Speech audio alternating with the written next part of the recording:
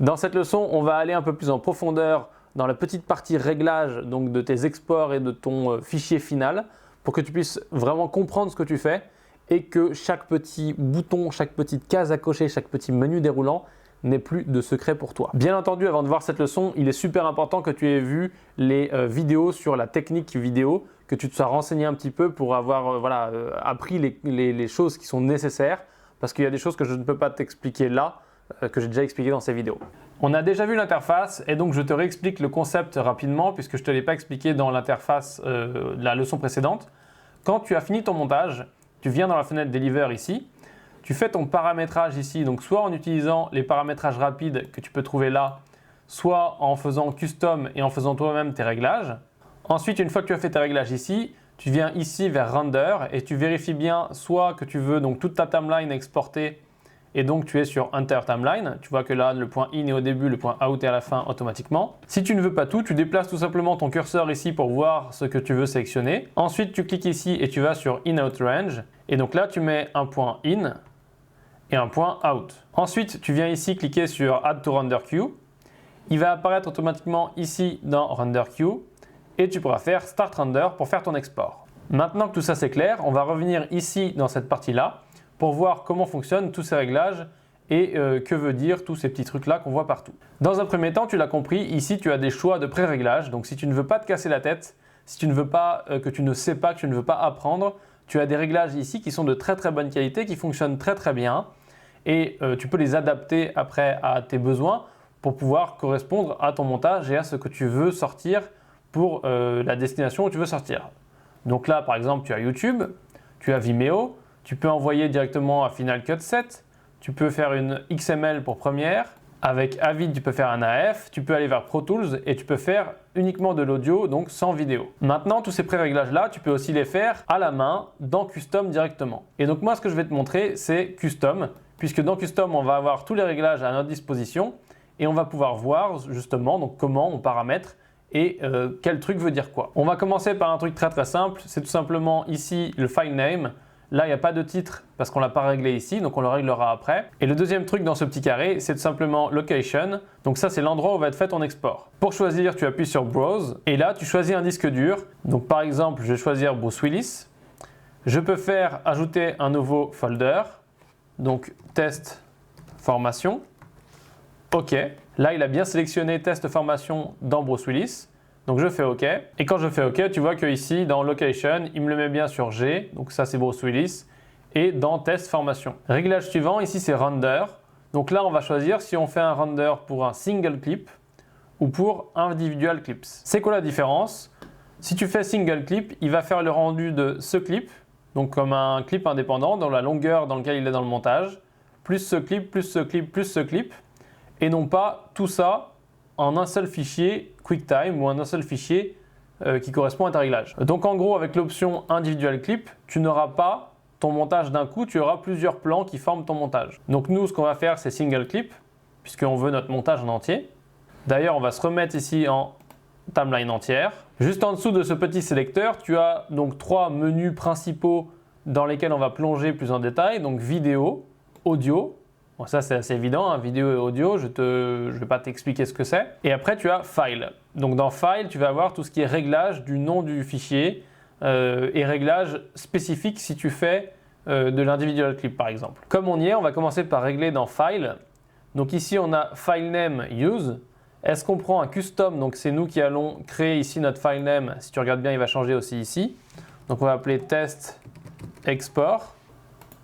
Là, il change texte export. Donc là, c'est nous qui allons mettre notre propre file name. On peut aussi mettre un suffixe. Donc par exemple, si cet export-là, c'est un export en H264, on met underscore H264.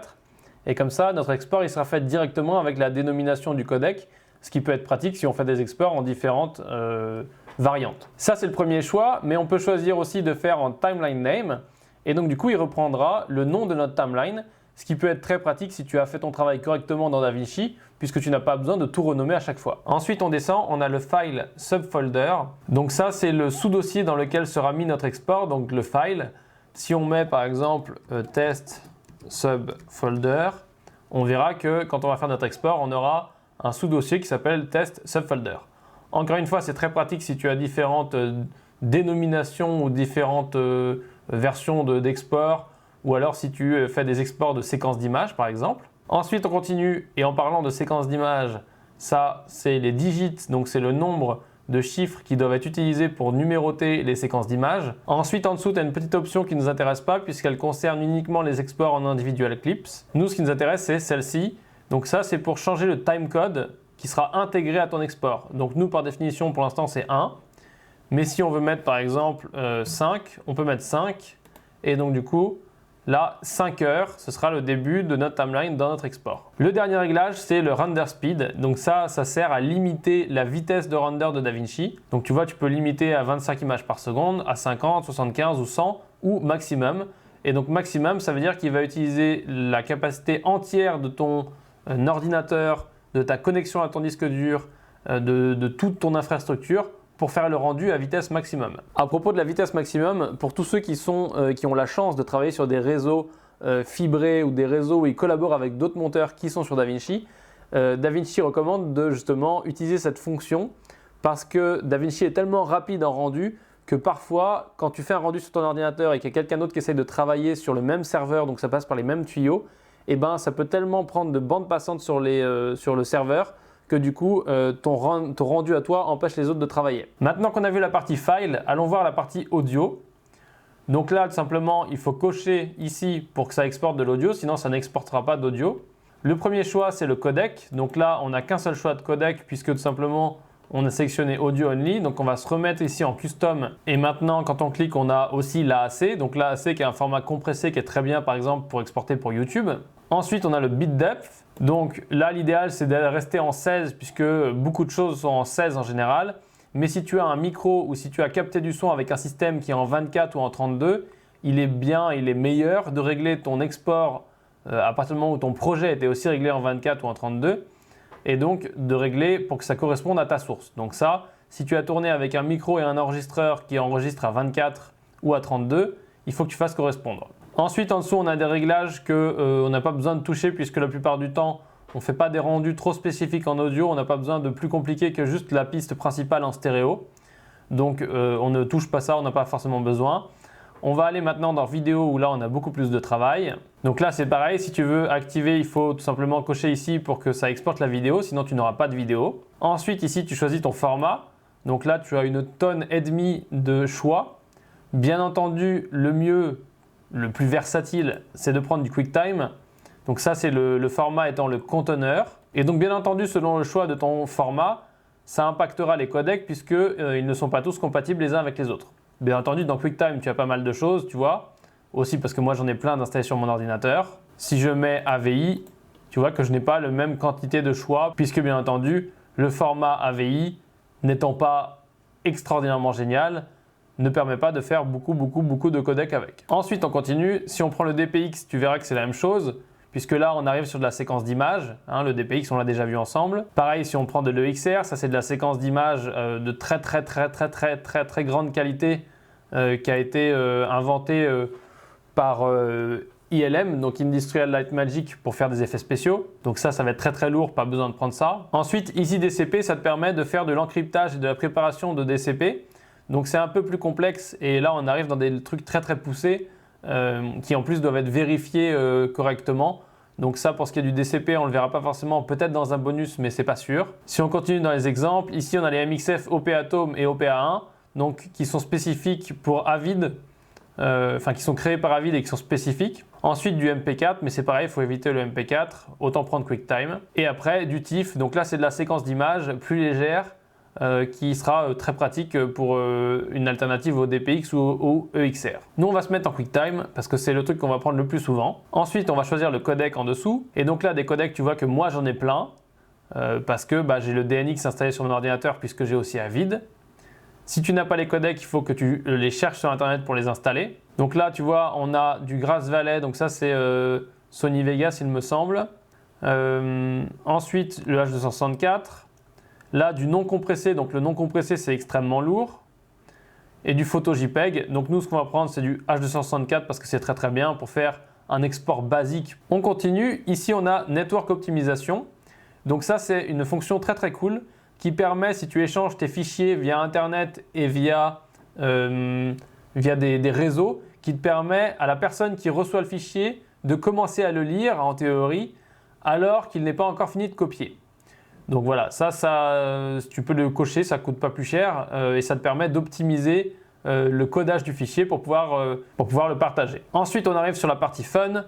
Donc là, on a la résolution. Si tu as la version gratuite, tu vas être limité. Donc tu seras limité au 4K UHD.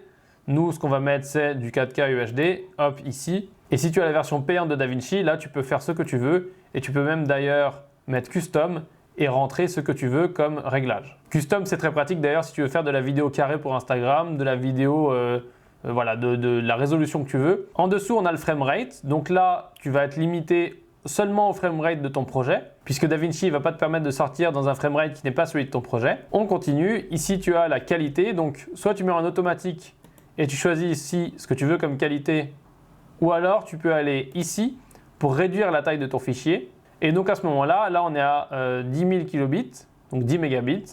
Ce qu'il va falloir faire, c'est que tu cherches en faisant des tests d'export, donc peut-être sur une petite partie de ton montage, pour voir ce qui te correspond le mieux en termes de poids et de qualité. Et donc ça, il faut que tu vois, ça va être indépendant pour chaque personne. Mais en gros, 10 000, c'est pas mal. C'est ce que tu mets pour YouTube, par exemple. Bon, pour YouTube, on peut dire que tu peux mettre entre 10 000 et 40 000, puisque le 4K UHD sur YouTube, il est limité à 40 ou 30 000. Quand je dis limité, ça veut dire que YouTube, derrière, ils vont réduire ce débit, donc ça ne sert à rien d'aller plus haut. Ensuite, tu as Keyframes. Donc là, tu peux le mettre en automatique ou faire ton réglage toi-même. Là, c'est pareil, ça va influer sur la qualité, puisque ça va te permettre de mettre ton réglage toi-même. Ça va te permettre de choisir où est-ce que tu mets tes images clés, et donc ça peut améliorer ton codage. Donc ça, c'est pareil, il faut que tu en apprennes plus sur le GOP, comment fonctionne le GOP. J'en ai parlé dans la vidéo des codecs.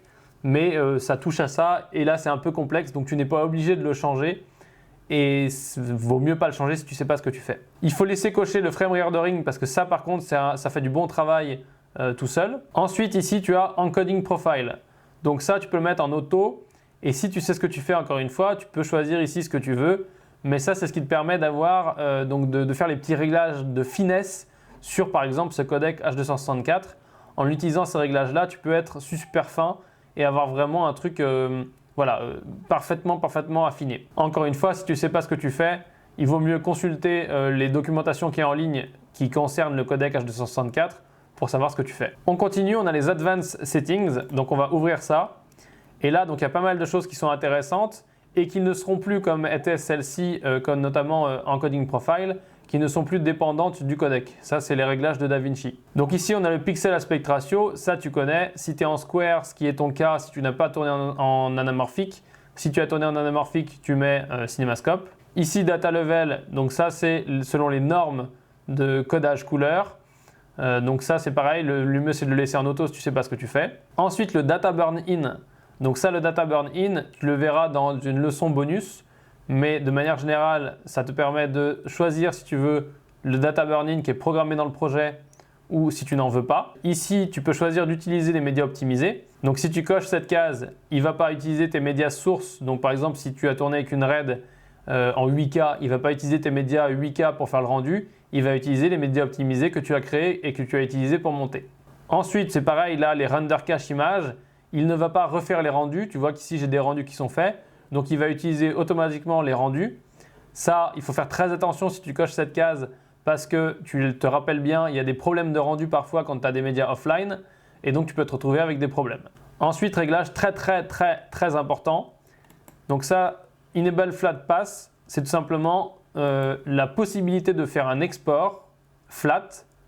Donc là, ce n'est pas flat dans le sens flat comme quand tu tournes avec une caméra avec un profil flat. Mais c'est flat dans le sens, il va annuler tous les étalonnages que tu as mis. Donc si tu étalonnes une dizaine de plans et que tu les exportes, mais que tu veux les exporter sans l'étalonnage, plutôt que d'enlever tout l'étalonnage, tu peux mettre ici. Et donc là, tu choisis Always On. On finit avec les 3 derniers réglages. Donc ici, Disable, Edit and Input Sizing. Ça va te permettre de faire un petit peu la même chose que Enable Flat Pass. Et donc si tu le coches, ça va tout simplement annuler tous les resize, tous les zooms, toutes les rotations, tous les retournements que tu as fait sur tes rushs. Donc ça, c'est assez pratique si tu veux sortir des rushs bruts, par exemple. Ensuite, Force Sizing to Highest Quality, ça, on ne va pas toucher. Et Force Debuyer to Highest Quality, Ça, c'est très spécifique si tu utilises donc debugger, c'est quand tu as des rushs en row. Et donc ça, tu vas le cocher de façon à ce que tu aies la meilleure debuggerisation. Là, encore une fois, c'est assez spécifique. Donc, il faut que tu te renseignes sur la debuggerisation pour mieux comprendre ce que ça implique. Nous, on a fait notre réglage. On va refermer Advanced Settings. On a bien notre codec. On va cocher tiens, Network Optimisation. Et là, on fait Add to Render Queue. Tu vois qu'automatiquement, il s'ajoute ici à la queue des rendus. Bien entendu, s'il y a un problème, on peut cliquer ici pour le modifier. Et donc, on peut mettre par exemple, voilà, on va le mettre en HD. On fait Update Job. Et donc là, il est updaté. Tu peux double-cliquer sur le nom ici pour voir le nom de ton montage. Et tu peux venir ici, là, faire Show Job Details. Et donc, tu vois tous les détails. Une fois que tu as fait Add to Render Queue, que tu as vérifié comme ça, tu peux faire Start Render. Et là, tu vois qu'il commence le rendu. Et là, tu vois en haut la vitesse de rendu, donc qui parfois est bonne, parfois est mauvaise. Là, c'est assez variable puisqu'on a différents types de rush. Tu vois ici l'avancement et le temps qui reste. Et pareil ici, si tu en as plusieurs, tu vois le temps global. Là, il a fini le rendu, donc on peut aller voir directement dans notre disque dur. On a bien notre montage, on affiche les préférences. On voit qu'il est bien donc en 1920 par 1080, que là, il est en 25 images par seconde. En H264, on ferme ça, on a vérifié, tout fonctionne. On peut fermer ça. Donc voilà, on a fait notre premier export, on a fait notre premier réglage. Maintenant, on peut aller ici sur les trois petits points et donc faire Save as New Preset. Et là, on va l'appeler Export YouTube par exemple. On fait OK. Et là, on a notre export YouTube ici. Et donc, on pourra à chaque fois choisir dans nos presets, ici, si on en enregistre plusieurs, on pourra choisir à chaque fois l'export qu'on veut. Voilà pour cette leçon où on plonge plus en détail dans la partie réglage de la page Deliver. On a fait le premier export, tu as vu comment ça se passe, tu as vu que ça fonctionne. Maintenant, je vais te montrer dans les leçons suivantes comment faire un export très bien pour tout ce qui est archivage, on va dire. Et après, je te montrerai un petit peu de media management en continuant dans les bonus.